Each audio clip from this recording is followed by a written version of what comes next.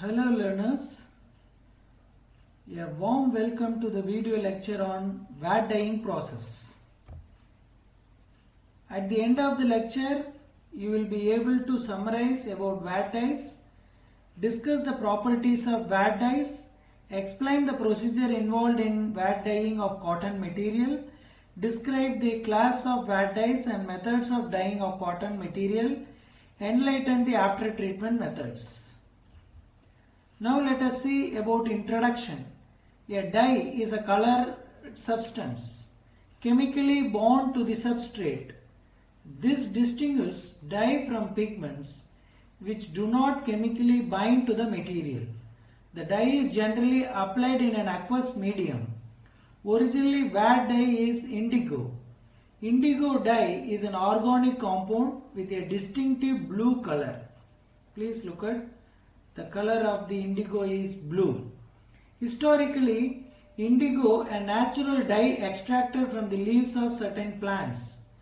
Vat dyes characteristically required a reducing agent to solubilize.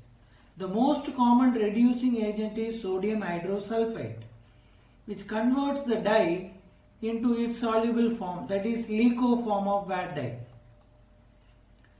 Now let us see the properties of vat dyes. Vat dyes are insoluble in water. Vatting process is needed to convert it into water soluble form. Convert it into water soluble form by action of hydrose and sodium hydroxide. Final color is developed by oxidation process. Vatting is done in alkaline condition. Chemical reactions such as oxidation, reduction, pH control are necessary during the dyeing process. Good affinity towards cellulosic fibers, extremely good fastness property. These are all the properties of the vat dyes. Now let us discuss about the classification of vat dyes. See, basically there are four classes of vat dyes are available. One is IK dyes. The dyeing temperature is between 20 and 30 degrees Celsius. IW dyes, the dyeing temperature is 30 to 40 degrees Celsius. IN class of dyes 40 to 50 degrees Celsius. IN special class of dyes, it requires 50 to 60 degrees Celsius. Please look at the slide. It shows the various dyeing temperature and the vatting process has to be carried out depending upon the class of the dyes. If you take IN class of dyes, the vatting temperature is between 50 to 60 degrees Celsius. The dyeing temperature also has to be maintained 50 to 60. The sodium hydroxide concentration is 1.5 to 10 grams per liter. Then hydrose is 1.2 to 10 grams per liter. Then sodium chloride, if you need, you can add as an exhausting agent. Similarly, the other class of dyes also. Now we will discuss about the dyeing process.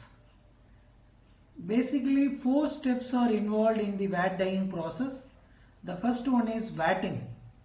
Vatting means converting the water insoluble form of dye into water soluble form by using hydrose and sodium hydroxide. The dye is to hydrose is to sodium hydroxide. You have to use 1:2:2 ratio during the vatting process. Next one is dyeing.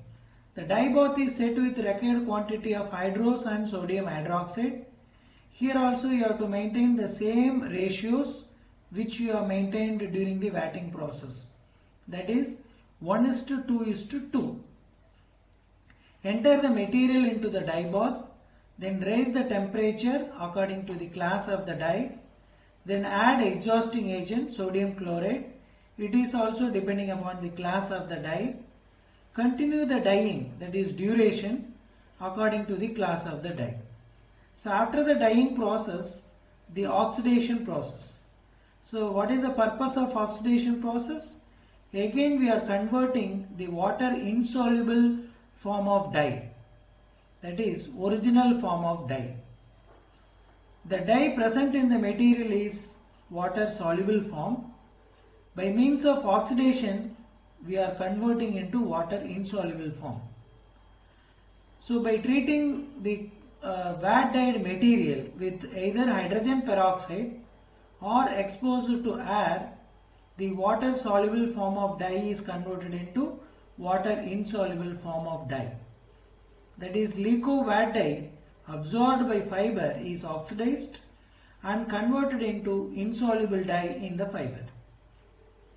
The final treatment is after treatment. Residual dye liquor in the machine also gets converted into insoluble form, which is loosely deposited on the fiber surface. Loosely deposited dye on the surface of the fiber has to be removed for achieving optimum fastness.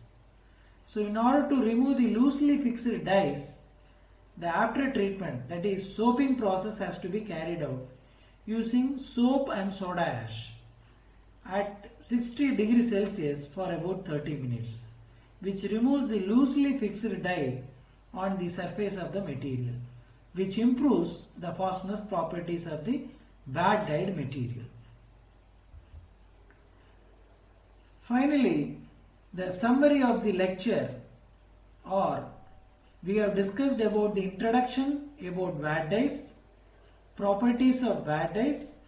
We have also discussed about the procedure involved in wet dyeing of cotton material, the class of wet dyes and the method of dyeing of cotton material. Finally, we have discussed about the after treatment methods. So thank you for watching the lecture. Please subscribe this lecture.